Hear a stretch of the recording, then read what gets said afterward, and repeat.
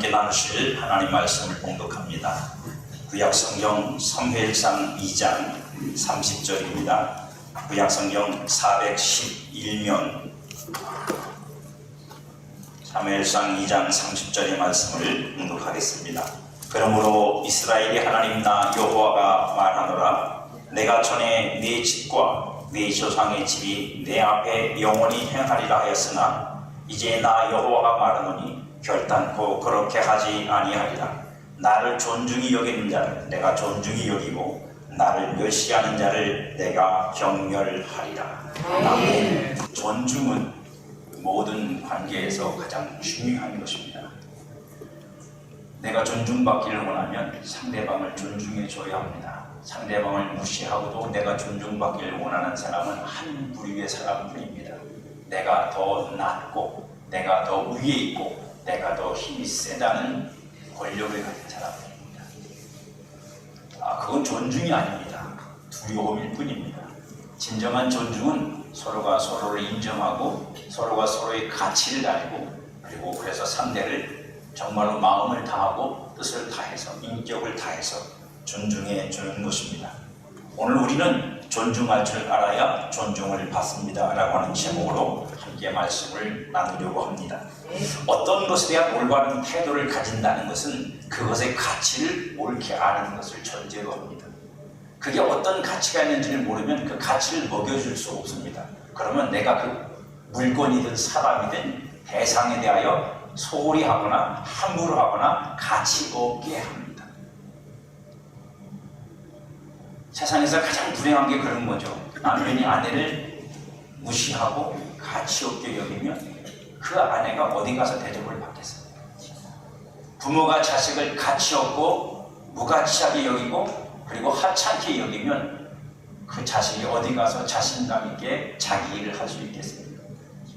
가장 가까운 사람일수록 존중해 줄 줄 알아야 됩니다. 그 존중이 그의 자존감이 되고 그가 그 힘으로 세상에 나가서 뭘 할 수 있고 부딪힐 수 있습니다. 내 안에서부터 내 집에서부터 나에게 가까운 사람으로부터 내가 존중받지 못한다는 걸 느끼면 그 사람은 어디를 가서도 무너질 수밖에 없습니다. 그래서 억지로 반대로 사는 사람이 있습니다. 자기 가까운 사람들에게서 가족에게서는 무시당하고 멸시당하니까 오히려 밖에서는 자신을 더 과시하고 드러내서 사람들에게 존중받으려고 하는 이런 외식적인 삶을 사는 사람들이 많습니다. 그건 결코 행복한 것이 아닙니다. 그건 불행한 겁니다. 우리는 가장 가까운 사람으로부터 그리고 그 가장 가까운 게 우리에게 가족이니까 가족으로부터 그리고 우리에게는 교회니까 교회 안에서 성도가 서로 인정하고 존중해 줄 때 여러분들이 밖에 나가서 누군가를 대하든 마귀와 싸우든 세상과 부딪히든 힘을 얻고 싸울 수 있는 겁니다. 그래서 예수님은 이렇게 말씀하셨습니다. 이 가치와 존중에 대해서 마태복음 7장 6절에 보면 거룩한 것을 개에게 주지 말며 너희 진주를 돼지 앞에 던지지 말라. 그들이 그것을 발로 밟고 돌이켜 너희를 찢어 상하게 할까 염려하라. 가치를 모르는 사람들에게 가치를 모르는 대상에게 내 가치 있는 것을 함부로 꺼내주면 그가 그걸 훼손합니다. 그가 그걸 무가치하게 만듭니다. 그래서 여러분들의 가장 소중한 가치는 아무한테나 함부로 꺼내놓으시면 안 됩니다. 여러분한테 가장 중요한 소중한 가치가 무엇입니까? 예수님이죠. 아멘. 할렐루야. 아멘. 그 예수님을 누군가에게 줄 때는 소중하게 주셔야 됩니다. 너무 가치 없게, 무게 없게, 그렇게 막 이렇게 쓰레기통에다 쓰레기 버리듯이 그렇게 쭉 던져버리는 게 아니라 정말로 여러분들이 가장 소중한 걸 내가 너에게 준다는 기분을 그가 느낄 수 있어요. 그래서 가치 있는 것을 줄 수 있어야 됩니다. 예수님의 말씀처럼 가치를 모르는 자들이 보이는 태도는 불량함입니다. 그 가치를 모르니까 태도가 불량해져요. 그깟 것, 별것도 아닌데 자기 가치 속에서 보는 거예요. 그가 아직 그것을 가치 있게 볼 수 있는 눈이 없고 식견이 부족하고 그 가치를 먹여주는 수준이 되지 않아서 그런 겁니다. 불량하다는 것은 가치를 올바로 알 수 있는 체험이 없다는 뜻입니다. 그 지식이 없든지 경험이 없든지 이해가 없든지 제가 제일 놀랬던 것이 저는 어릴 때 커피를 못 마시고 살았어요.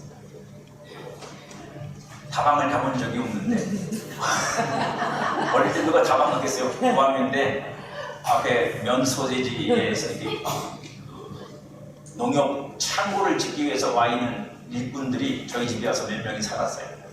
그 중에 이제 총각인 형이 있어서 그 형이 잘해줘서 그 형이 저를 데리고 다방에 들어가서 우유 한 잔을 사줘서 그 우유가 처음입니다. 그래서 커피값이 어느 정도는 대충 이제 아는데 작은 아버지가 서울 사셨거든요. 작은 아버지가 서울 사셨는데 서울에 올라와서 아주 일찍이 저보고 깨우시더니 운동하러 가자 그러더니 무슨 공원인데 지금은 모르겠어요. 그게 어쨌든 산을 막 뛰더니 갑자기 커피숍을 가셨어요. 아침 일찍이 다방을 가셨는데 그죠? 시커먼 커피숍을 생겼는데 커피에 노른자가 동동 띄어지거든요. 이게 뭐냐? 그랬더니 모닝커피랍니다. 처음으로 먹었습니다. 근데 돈이 얼마냐 그랬더니 10,000원이라. 그때 당시에는 무지하게 큰 돈이었는데 기억을 하고 놀랐습니다. 저는 그 가치를 모르니까 이 비싼 걸, 이 쓴 걸 뭐 하나 먹나 그런 생각이 들었을 뿐입니다. 여러분, 불량하다는 건 내가 올바른 가치를 모르기 때문에 그것에 대해서 올바른 태도를 갖지 못하다는 건 내 안에 그렇게 분별할 수 있는 체험이 내게 없기 때문입니다. 그래서 아직 미치지 못했다는 뜻입니다. 그 사람이 그걸 올바로 볼 수 있는 수준에 이르지 못했다. 반대로 존중은 어떤 것의 무게감을 올바로 알 수 있을 만큼 자신이 채워진 상태이고 가치의 영광을 살아낼 만큼 헌신되어져 있는 태도를 말할 수 있습니다. 하나님은 모세의 형 아론과 그의 자손들에게 기름을 부어 제사장이라고 하는 가장 영광스러운 직분을 그들에게 주셨습니다. 60만이라고 하는 많은 사람들이 있지만 그 중에서 아론에게 그리고 그의 자손들에게만 그 일을 맡기셨어요. 영광스러운 일입니다. 하나님과 백성 사이에서 백성을 대신해서 하나님을 숨기고 하나님을 대신하여 백성들에게 말씀을 전하는 그 역할을 맡았습니다. 그 일이 대대손손 이어가도록 축복해 주셨습니다. 영광이죠. 가문의 영광이고 개인의 영광이고 기쁨입니다.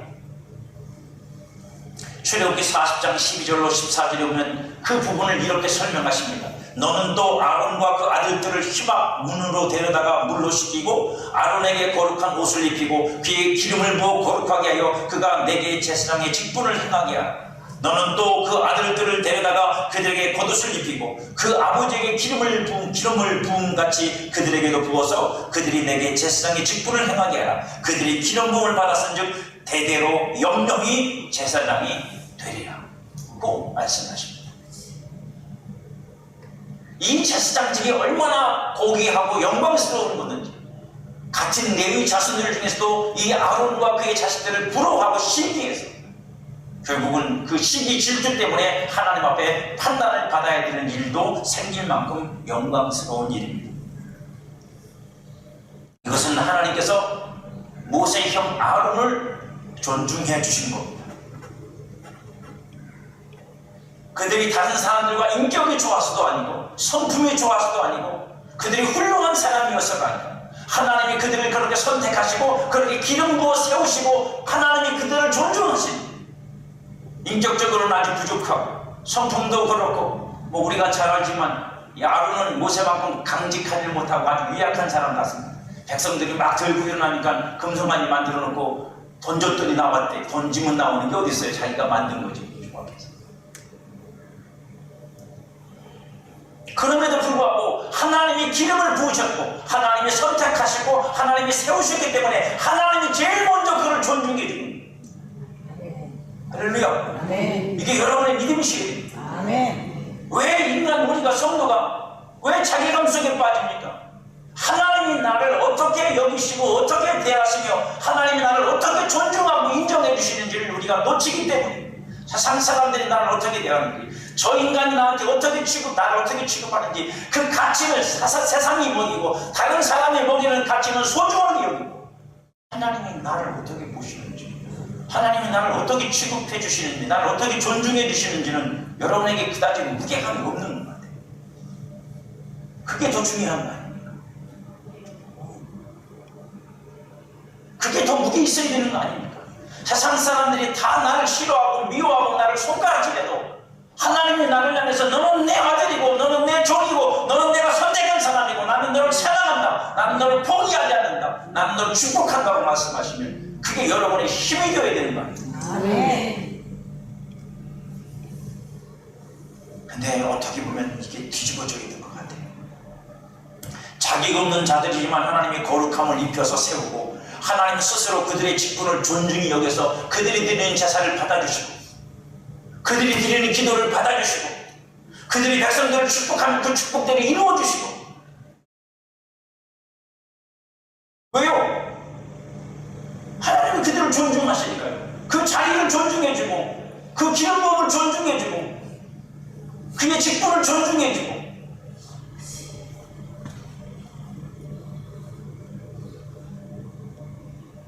하나님이 스스로 그들의 직분을 존중히 여겨주시는 거예요. 여러분도 마찬가지예요. 하나님이 여러분들을 그렇게 존중해 주신다고. 아들이신 예수 그리스도를 통해서 하나님의 자녀가 된 여러분들을 A처럼 우붓자식 그러고 취급 안 하신다고. 하나님의 거룩한 교회를 통해서 거룩한 성령으로 구별해서 세운 여러분의 직분을 하나님이 에이 저 지저분한 교회에서 저 집사짓 하는 거 별거 아니야 그렇게 생각 안 하신다. 근데 왜 여러분 스스로 그렇게 생각하십니까? 왜 여러분 스스로 그것을 가치 없는 것으로 만들어요? 내 스스로 잡사가는 소리를 함부로 하고 내 입으로 개독이라는 얘기를 하고 우리 스스로 그러는데 누가 우리를 존중해 주겠어요? 하나님은 절대로 우리를 그렇게 보지 않았어요. 우리가 그렇게 생각하는 거예요. 우리 스스로. 세상 사람들이 하는 말에 우리가 귀를 기울이는 거예요. 아니요 여러분, 세상은 여러분들을 올바로 판단할 기준이 없어요. 눈이 없어요 여러분. 그들은 그런 가치를 가지고 있지 않아요. 그들은 자신들의 가치만 가지고 말하는 거예요. 자신들이 원하는 기준을 놓고 그 기준에 달하지 않으니까 그렇게 말하는 거지. 그들이 성경을 알아서 하나님 뜻을 알아서 하나님이 이렇게 하셨는데 너희들 왜 그대로 못하느냐고 말하는 게 아니잖아요 여러분한테. 그 기준이 그들에게 없다니까요. 그들은 하나님을 몰라요. 그러니 거기에 주눅들지 마시고 그렇게 존중해주는 이 직분, 그 자리, 하나님이 입혀주신 기름 부음, 그러나 하나님을 위해 세워진 이 영광스럽고 거룩한 직분이 맡은 자들로 인해서 더 높여지고 그 영광은 사라져서 자신들의 배만 채우는 것이 되었을 때 하나님은 모욕을 당하셨어요. 이게 문제예요. 내가 그렇게 말하고 내가 스스로 그렇게 말하고 내가 그렇게 나 스스로 취급하는 건 괜찮아요. 내 일이라고 생각하면 그만이지만 여러분에게 하나님이 주신 어떤 것들이 여러분께 아니고 하나님이 여러분들을 인정하고 하나님이 여러분을 존중해주고 그걸 여러분에게 주신 하나님이 그걸 가지고 있는 여러분을 존중해 주신 하나님이 여러분이 그걸 스스로 똥치라고 더럽히면 그분 주신 분이 모욕을 받아요. 여러분의 자존심만 지키는 게 아니라 하나님이 내게 주신 그 소중한 가치들을 지켜주라. 여러분 자존심을 중요하고 여러분에게 그 이름을 주고 그 은혜를 주고 그 사랑을 주고 그 은사를 주고 그 직분을 주고 그 일을 맡기신 하나님은 왜 소중하지 않습니까? 왜 그건 여러분들이 지켜내려고 내가 목숨을 걸고라도 하나님이 내게 주신 것이니까 나는 이거 지켜야 되라고 여러분 거기다 여러분 자신을 걸지 맙니다. 우습습니까? 가볍습니까? 그게 별거 아니에요. 그냥 종이 주가리 하나에 갖고 받으니까 그 직분도 우습게 보입니까?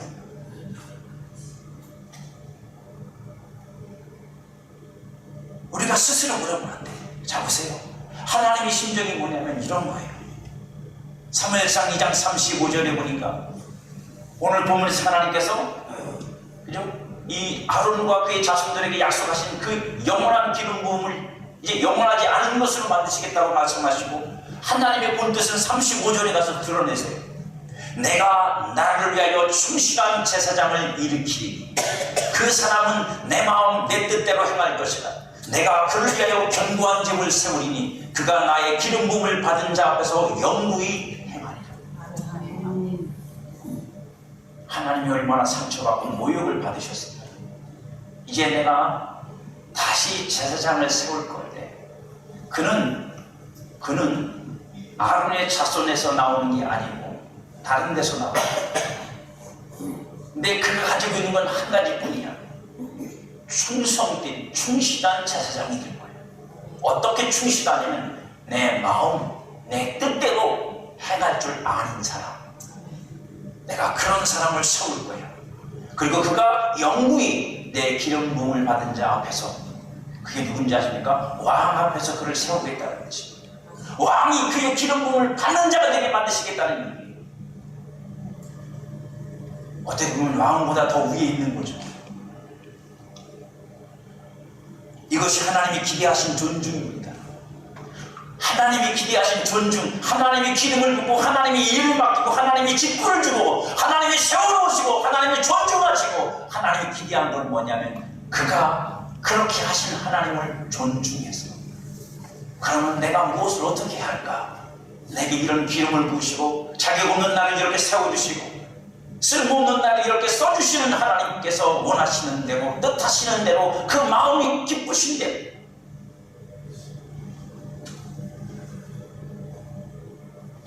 내가 살아야지.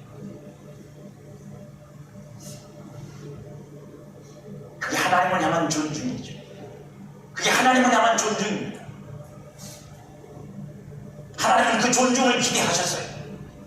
하나님은 그러나 그런 대우를 받지 못하셨습니다. 하나님에게 돌아온 것은 경멸과 업신여김이었어요.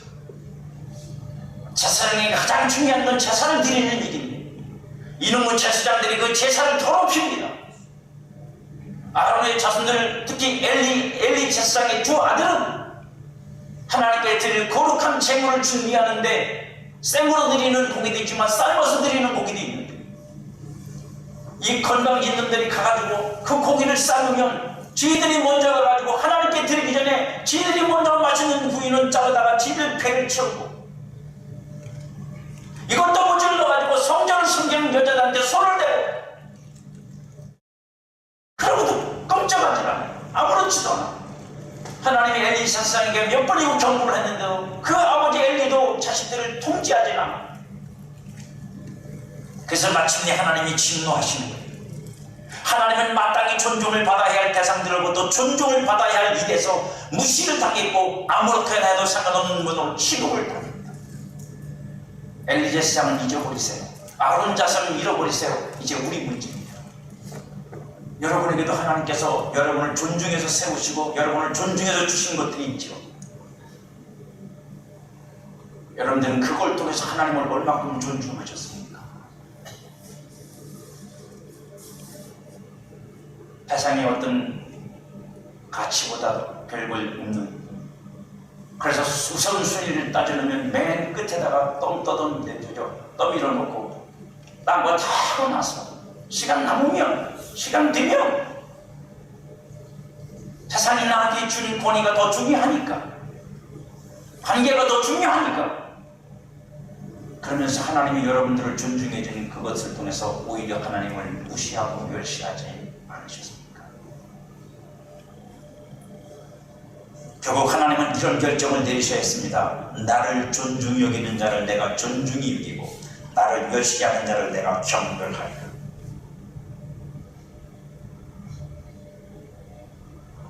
난 이제는 내가 아론의 자손이니까 자동적으로 제사장 되는 거 그거 안 해. 그건 들 거야. 원칙은 이제 하나다. 누가 내 일꾼이 되고 누가 내 사람이 되고 누가 나와 함께하는 자가 되냐? 나를 존중히 여기는 자. 아멘. 그를 내가 존중히 여겨줘. 아멘. 내가 아무리 가까이 불렀어도 그가 나를 멸시하면 나도 그를 멸시해서 버리든지 외면해 버리든지 안 쓰든지 쓸모없게 만들든지 하십니다. 그렇다면 하나님을 존중하는 믿음은 어떤 것일까요? 이렇게 말씀드리면 너무 광대하고 크잖아요. 하나님을 존중하는 삶, 하나님을 존중하는 신앙이란 어떤 것일까요? 두 가지로 여러분에게 알기 쉽게 말씀을 드려볼게요. 첫째는 하나님이 은혜로 주신 것들을 최고의 것으로 여기고 그것에 감격하고 감사하고 찬양하며 그것을 가치 있게 보존하기 위해 그 어떤 것이라도 포기하거나 무가치한 것으로 여길 줄 아는 삶을 사는 것.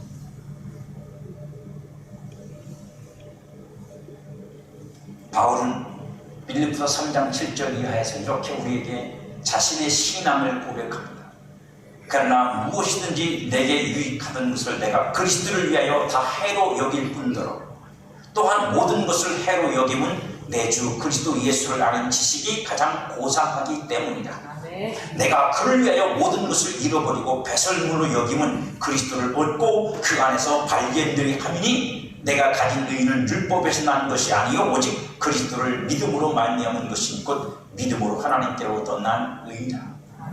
바울은 예수 그리스도를 알고 난 다음부터 하나님이 예수 그리스도를 통해서 내게 주신 은혜가 무엇인지를 알고 난 다음부터 내게는 제일 중요한 그리고 제일 가치 있는 그리고 가치를 여길 수 있는 건 딱 하나밖에 없었습니다.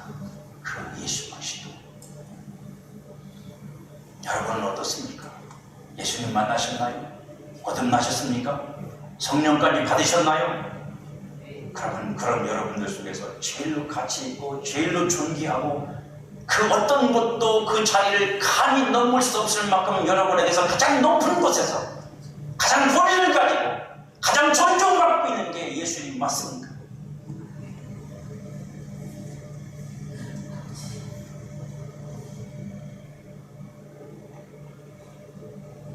정말로 예수님이 내게 그런 분이라면 이 자리에 있어야죠. 그분을 예배하는 자리, 그걸 세상에 무엇과 바꿀 수 있습니까? 여러분들 그걸 무엇과 바꿀 수 있어요?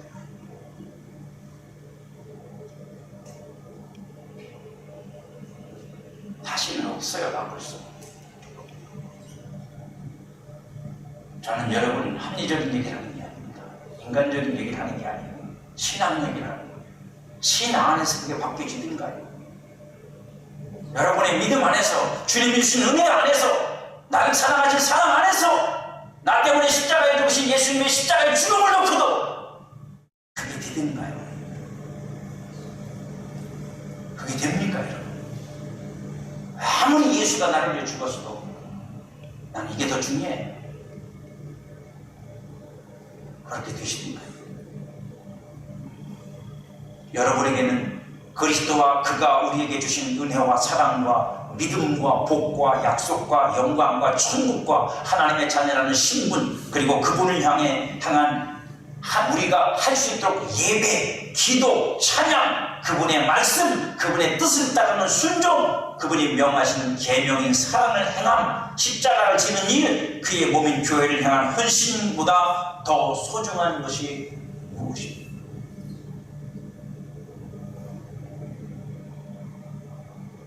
돈 많이 벌어서 부자 돼서 걱정 없이 살고 능력이 살고 내 자손들한테도 냈다 많이 물려줘서 훌륭한 아버지, 훌륭한 사업가로 인생 끝이고 싶습니까? 우리가 이런 것들에 대한 가치를 잃어버리는 순간이 언제냐면 이런 때입니다. 그것이 하나가 이익입니다. 그게 하나의 이익이에요. 그러니까 이익이니까 뭐가 바뀌어요? 뭐가 생기는 거예요? 우선순위가 생기는 겁니다. 이익이 중요하냐? 이익이 중요하냐? 이게 더 먼저냐? 이게 나중이냐?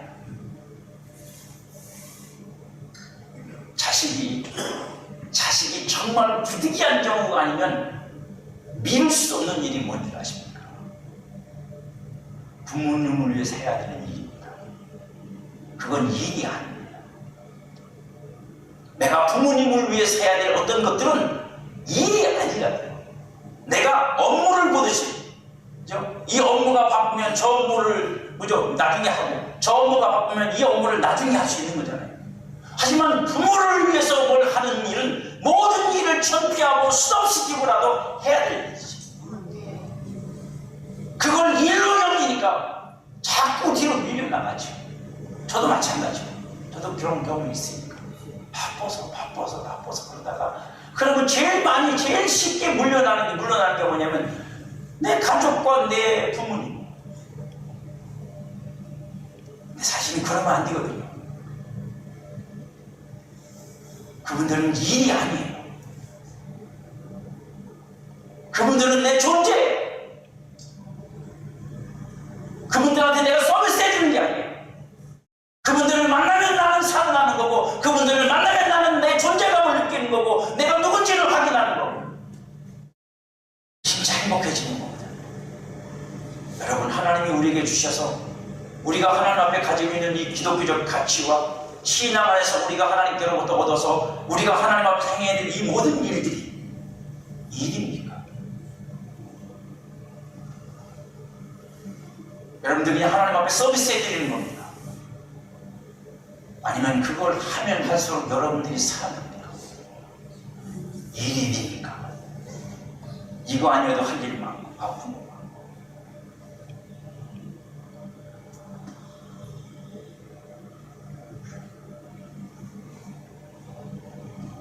어리석은 에서는요, 하나님이 자기를 장자로 태어나는 명분을 주셨음에도 불구하고 그 명분의 가치를 몰라서 그걸 아주 한 곳에 팔아먹었어요. 성경은 우리에게 경고합니다. 에서처럼 망령되게 행하지 말아라. 에서처럼 망령되게 행하지 말아라. 하나님이 너희에게 주신 그 소중한 것들을 가치 없는 것으로 스스로 더럽히고 스스로 그저 가치 없게 만들어 놓고, 그리고 그 속에서 여러분들이 뭘 얻을 수 있겠어요? 우리가 예배를 내가 없이 여기고 무시해놓고 예배 가서 은혜 받을까요? 기도를 내가 교회 다닌 것처럼 무가치한 것으로 만들어 놓고 여러분이 힘들고 어려울 때 기도하면 그 기도에 하나님이 응답하실까? 내가 무슨 기도 무시하고 있는데 안 하겠지, 아니 기도도.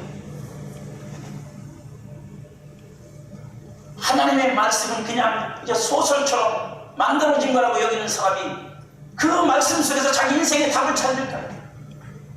안 익혀지죠, 그 사람들한테.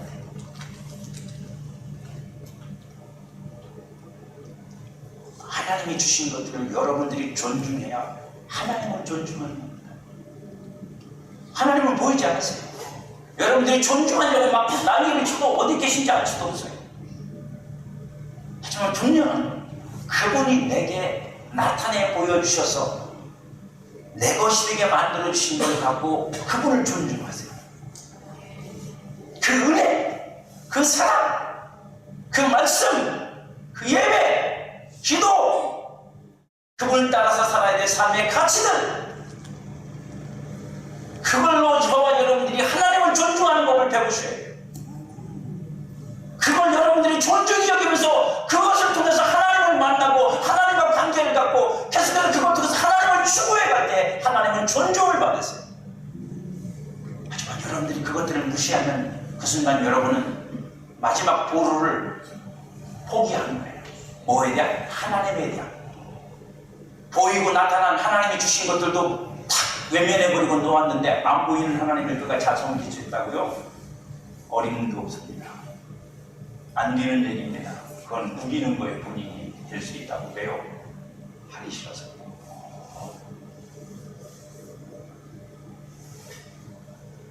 분명히 성경이 말하죠. 보이는 형제를 미워하면서 안 보이는 하나님을 사랑한다고. 야, 웃기지 마라. 그건 네 속에 하나님의 사랑이 없는 탓이야. 하나님이 여러분들에게 주신 소중한 가치들, 영적인 가치들, 그걸 가지고 하나님을 존중하십시오. 두 번째는 하나님이 믿고 맡겨주신 사명과 직분과 역할과 책임을 가장 소중한 일로 여기고 하나님의 마음과 하나님의 뜻대로 행하려고 하나님 앞에서 정직히 행하여 충성하는 그 마음이 하나님을 존중하는 마음입니다. 맡겨준 자에게 구할 것은 오직 충성뿐이답니다. 고린도전서 4장 2절에 바울이 말합니다. 맡은 자에게 구할 것은 충성입니다. 하나님이 내게 맡겨주셨으니 내 일이 큰 일이든 작은 일이든 상관없어요. 물론 우리는 당연히 큰 거 좋아합니다. 많은 거 좋아합니다. 그래서 내가 막 사람들 앞에서도 야, 이 대단한 걸 네가 한단 말이야. 그런 대접받기를 원하고 그렇게 높여주길 원해요. 그게 우리 인간의 본성이에요. 어쩔 수 없어요. 그거 누구나 똑같습니다. 그거 없는 인간은 없어요. 저도 그렇고. 하지만 그 모든 것들에도 불구하고 하나님이 내게 무언가를 맡기셨습니다. 하나님이 내게 무언가를 책임지우셨고 내게 기름을 붓고 내게 사명을 주고 직분을 주고 내게 하나님의 마음을 나타내시고 드러내셨다면 우리가 구할 것은 충성이에요. 그렇게 내 육신의 욕심이 욕망이 무언가를 부추기고 난리를 치고 마치 낫으로 가지를 치듯이 그것들을 잘라내고 그것들을 잘라서 피를 흘리면서 그러면서까지도 지켜야 될 게 내 뜻대로 마옵시고 아버지 뜻대로 하옵소서. 그렇게 되게 해달라고 하는 예수님의 겟세마네 기도 같은 그런 충성이 필요합니다. 그러나 충성에도 정도가 있어요. 사도행전 20장 24절에 보니까 바울이 이렇게 말합니다. 에베소 지역에 있는 그 장로들을 모아다 놓고 이제 내가 예루살렘으로 가는데 거기서 내가 무슨 일을 만날지 모른다. 빌립에 네 딸이 있습니다. 빌립 집사 딸들이 넷이 있는데 그들이 거기에 살았어요. 그들이 다 예언하는 은사가 있어서 하나님의 영이 그들에게 천사들이 그들에게 예언을 줍니다. 어떤 사람이 있는데 그 사람이 예루살렘에 갈 거다. 예루살렘에 그 사람이 가면 이렇게 결박을 받을 거라고 자기 몸뚱아리를 꽁꽁 묶어서 그게 예언이거든요. 그래서 이렇게 될 거라고 가지 말라고 바울을 붙잡고 눈물을 흘리며 통곡을 합니다. 가시면 안 된다고. 가면은 체포될 거라고. 가면은 당신이 옥에 갇힐 거라고 하나님이 그렇게 말씀하셨다고. 근데 바울이 이렇게 한마디로 그들의 모든 눈물과 안타까움을 끊어버립니다. 내가 달려갈 길과 주 예수께 받은 사명 곧 하나님의 은혜의 복음을 증언하는 일을 마치려 하면 나의 생명조차도 조금도 귀한 것으로 여기지 아니하노라. 당신들의 마음은 알지만 당신들의 안타까움도 알고 눈물도 알지만 하나님이 여러분들에게 그걸 보이셨다고 그것이 나로 멈추라는 사인은 아닙니다. 나는 이미 내 심령이 하나님의 성령으로 매임을 당하고 묶임을 당해서 끌려가는 건데 내가 그런 것들이 있다 그래서 아닌가 보다 하고 멈추면 하나님의 일이 내게서 이루어지지 않습니다.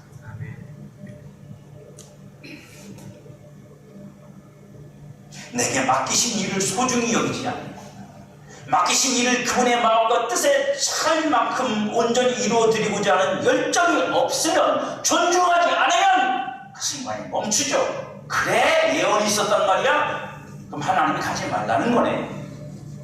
가면 안 된다는 얘기를 하시는 거네? 하고 멈추겠죠. 정당하게 하나님의 이름으로. 그렇지 않아도 누가 심만 풀어주면 멈추고 싶은데 주지 않고 싶은데 그런 마음이라면 당연히 멈추겠죠.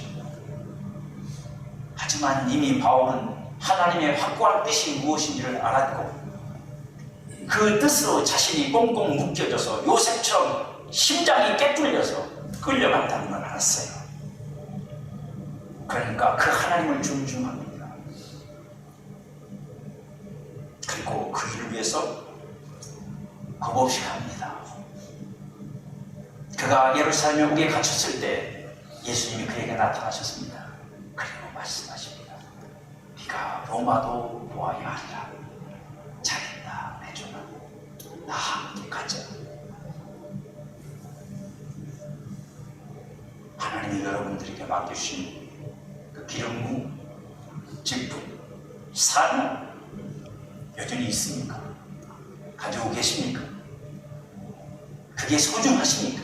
세상이 주는 사장이라는 직분보다 회장님이라는 직분보다 세상 사람들이 박수 쳐주고 대접해주는 그것보다 이름도 없이 빛도 없이 와서 교회에 와서 그 직분을 수행하는 그게 더 소중합니까? 그걸 할 때 더 기쁘십니까? 그걸 행할 때 행복하십니까? 하나님의 영광을 거기서 경험하고 계십니까? 하나님과 함께